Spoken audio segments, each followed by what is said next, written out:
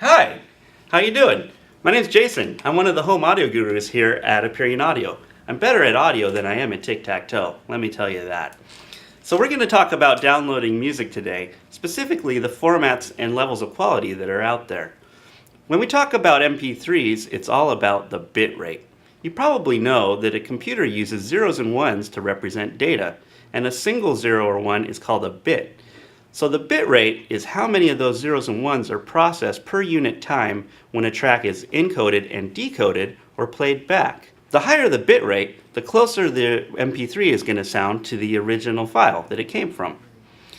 Now if the bit rate is too low, you're going to get what are called artifacts.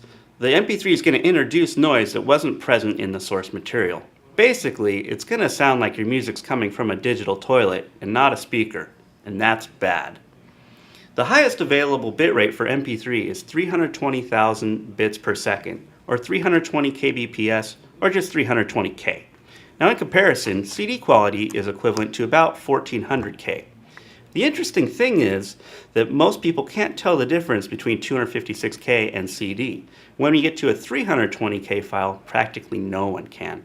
For fun, you can try comparing different formats and bit rates of the same track at home. Now if you really want to nerd out, you should have someone play the files for you so you don't know which is which.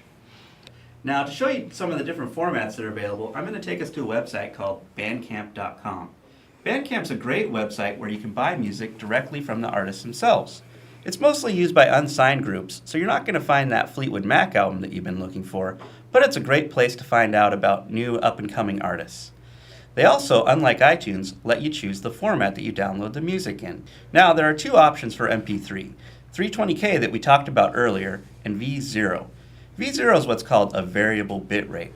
It actually changes the bit rate depending on how complex the source material is. If you can imagine a full orchestra and a solo acoustic guitar, this full orchestra is going to be a lot more complex and thus require more bits to represent it accurately than the solo acoustic guitar. So with a variable bit rate, the bit rate decreases depending on how much data is needed to represent something accurately. Typically, a VO file is going to give you a bit rate of around 225K, but as the name implies, it varies. Now, in addition to MP3, there is another format called FLAC, or FLAC for people like me that don't have time to say 4 syllables. FLAC's what's called a lossless compression scheme. That means that you don't lose any fidelity in comparison with the original file when it's compressed. But since it's compressed, it is about 2/3 the size of an uncompressed WAV file.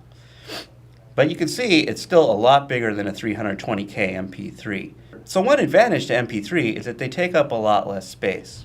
Another drawback to FLAC is that it's not supported by iTunes, but there is an Apple version called ALAC that's also available here. What about storage, you ask? These days, storage isn't as much of an issue with hard drives becoming larger and larger. You really just want to choose the highest available bit rate that you have room for and that's also compatible with your media player. There's another available format called AAC. It's lossy like MP3, but it actually offers better quality. AAC is used by iTunes and a couple other apps like YouTube. If you download AAC from Bandcamp, you're going to get a variable bitrate file of around 190K. It'll be the same quality as a 256K MP3, but it's going to take up less space. Because of that, if you go with lossy files, I think AAC is a great option. The last option is called Ogg Vorbis, which is another lossy compression scheme. It's supposed to give you better quality than MP3 or AAC. It's been around since the 90s, but it never really caught on, probably because of its awful name. It's sort of like the Betamax of digital media. Since it's not that popular, it isn't supported by iTunes or Windows Media Player, but you can use it with apps built on the Android platform.